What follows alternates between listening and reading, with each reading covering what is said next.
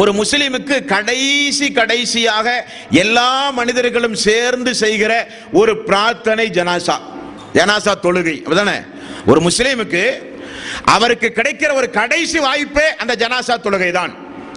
அந்த ஜனாசா தொழுகையில் வருகிற மக்கள் எல்லாம் பிரார்த்தனை செய்வதன் மூலம் அல்லாஹ் நாடினார் அவர் சொர்க்கமே சென்று விடுவார். அப்படிப்பட்ட ஒரு வாய்ப்பு ஜனாசா தொழுகை. நாமெல்லாம் இறந்த பிறகு நமக்காக வேண்டி மக்கள் செய்கிற கடைசி வணக்கம் அந்த வணக்கம். ரசூலுல்லாஹி ஸல்லல்லாஹு அலைஹி வஸல்லம் அவர்கள் என்ன சொன்னார்கள்? தற்கொலை செய்தவருக்கு ஜனாசா தொழுகையே கிடையாது என்றார்கள். அந்த அளவுக்கு அதை கொடூரமாக சொல்வதற்கு என்ன காரணம்? என்ன காரணம்? ஜிஹாத் என்கிற அறப்போர் நடைபெறுகிற ஒரு சம்பவத்தை பாருங்கள்.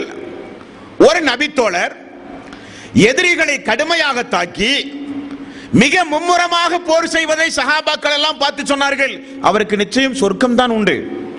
அந்த அளவுக்கு துணிச்சலாக போரிடுகிறார்கள். அவர்களை பார்த்து ரசூலுல்லாஹி ஸல்லல்லாஹு அலைஹி வஸல்லம் அவர்கள் சொன்னார்கள், தோழர்களே, அவர் நரகவாசி என்றார்கள். போர்க்களத்தில் பள்ளியில் இப்ப எல்லாருமே தொழுதுட்டு இருக்கிறோம். 5 நேரம் தொழுது ரொம்ப சுஜூதிலேயே ஒருத்தர் துவா செஞ்சுட்டு இருக்கிறார். நம்ம எல்லாம் பார்க்கும்போது என்ன நினைப்போம்? பெரிய வணக்கசாலி மாதிரி இருக்கு. நினைப்பது இயற்கை தானங்க. அப்போ ஒரு இறை தூதர் இருந்து இந்த சுஜூதில் கிடக்கிறார் ஒரு நரகவாசின்னு சொன்னா நமக்குலாம் எப்படி இருக்கும்? இதை விட பல மடங்கு போர்க்களம். எதிரிகளை தாக்கி கொண்டிருக்கிறார்.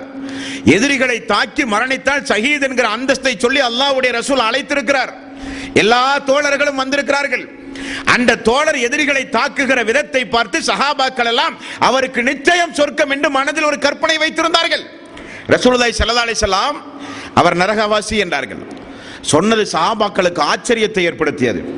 ஒரு நபித்தோழர் அல்லாஹ்வுடைய ரசூல் சொன்னார்கள் இவர் நரகவாசி என்று. அது போர்க்களத்தில் ஷஹீதுடைய அந்தஸ்து கிடைக்கக்கூடிய ஒரு களத்தில் அந்த நபித்தோழர் அவரை பின்தொடர ஆரம்பித்தார். போர்க்களத்தில் அவர் நிற்கும் பொழுது இவர் நிற்பார், அவர் தாக்குகிற பொழுது பின்னால் போய் நின்று பார்ப்பார்.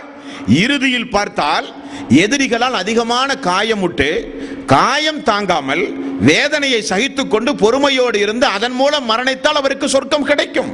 ஆனால் அவர் என்ன செய்கிறார்? ஒரு வாளை எடுத்து பாலைவனத்தில் குத்தி அதில் தன்னுடைய மார்பகத்தை அழுத்தி தற்கொலை செய்து கொள்கிறார். காரணம், இந்த உடம்பு எதிரிகளுடைய கையில் கிடைத்தால் அதிக வேதனை செய்வார்கள் என்பதற்காக. பார்த்த அந்த நபித்தோழர் ஓடி வந்து சொன்னார்கள், யா ரசூலல்லாஹ், நீங்கள் அல்லாஹ்வுடைய ரசூல், நான் சாட்சி சொல்கிறேன் என்றார்கள். என்ன காரணம்? அவருடைய முன்னறிவிப்பு நிகழ்ந்தேறியது. அப்ப போர்க்களத்தில் கூட ஒரு மனிதர் தற்கொலை செய்து கொண்டான் என்று சொன்னால் நோக்கமோ காரணமோ பார்க்கப்படாது. உனக்கு உரிமை இல்லாத காரியம். காரணம், அல்லாஹ்வுடைய உடம்பு. இந்த உடம்பில் இருக்கிற ஒவ்வொரு நுனிகளுக்கும் சொந்தக்காரன் அல்லாஹ் ரப்பல் ஆலமீன். அவன் கொடுத்த உயிர் இந்த உயிர். அவன் எப்பொழுது நாடுகிறானோ அப்பொழுது மறுத்தாலும் அவன் எடுக்கிற உயிர் இந்த உயிர். அதை எதிர்பார்த்து உலகத்தில் வாழ வேண்டுமே தவிர நான் நினைக்கும் பொழுது இதை எடுத்துக்கொள்வேன் மாய்த்துக் கொள்வேன் என்றால் அது இஸ்லாமிய மார்க்கத்தில் மிகப்பெரிய ஒரு குற்றத்திற்குரிய காரியம் நண்பர்களே. இனி ஒரு மனிதன் அப்படிப்பட்ட ஒரு முடிவுக்கு செல்கிறான் என்றால் என்ன காரணம்? கொஞ்சம் யோசித்து பாருங்கள். ஒன்று, அவருக்கு ஏதாவது ஒரு கஷ்டங்களோ துன்பங்களோ இந்த உலகத்தில் இருந்தால் அதற்கு நிவாரணம் தேடி இருப்பார். அவர் எதிர்பார்த்த நிவாரணம் கிடைக்காவிட்டால் அந்த காரியத்தை செய்திருப்பார். அதானே? அப்படியானால் இவர் முழுக்க உலகத்தை மட்டுமே எதிர்பார்த்து வாழ்ந்தவர், மறுமையோடு தொடர்பில்லாதவர் என்பதை அவர் நிரூபித்து விட்டார். அவர் நினைத்ததெல்லாம் இந்த உலகத்திலே கிடைக்க வேண்டும் என்றால் அப்படிப்பட்ட ஒரு ஏற்பாட்டை அல்லாஹு தஆலா இந்த உலகத்தில் யாருக்குமே செய்யவில்லை. தூதர்கள் கூட இந்த உலகத்திலே கஷ்டப்படுத்தப்பட்டிருக்கிறார்கள். அய்யூப் அலைஹி ஸலாத்து வஸ்ஸலாம் தீராத நோயிலே இருந்திருக்கிறார் என்றெல்லாம் நம்ம வசனங்களிலே பார்க்கிறோம். இருக்கிற கஷ்டங்களை தாங்கிக் கொள்ளாமல் அல்லாஹ் என்னை கைவிட்டு விட்டான் என்று நிராசை அடைந்து விட்டார். அதான் முக்கியமாக நீங்கள் கவனிக்க வேண்டும். இறைவன் என்னை கைவிட்டு விட்டான் என்று இறைவனுடைய அருளால், இறைவனுடைய கருணையை, இறைவனுடைய அருளை அவர் அவநம்பிக்கை ஏற்படுத்தி விட்டார். இரண்டாவது குற்றம். ஒன்று, அவர் எதிர்பார்த்ததெல்லாம் கிடைக்க வேண்டும் என்று எண்ணி இருந்தார். நோய் ஏற்பட்டிருந்தால் நிவாரணம் வேண்டும் என்று எண்ணி இருந்தார். வியாபாரத்தில் நஷ்டம் என்றால் பொருளாதாரம் வேண்டும் என்று எண்ணி இருந்தார். கிடைக்காத காரணத்தினால் செய்தார். ஆனால் அவர் உலகத்தை விரும்பி இருக்கிறார், மறுமையோடு தொடர்பில்லாதவராக விட்டார்.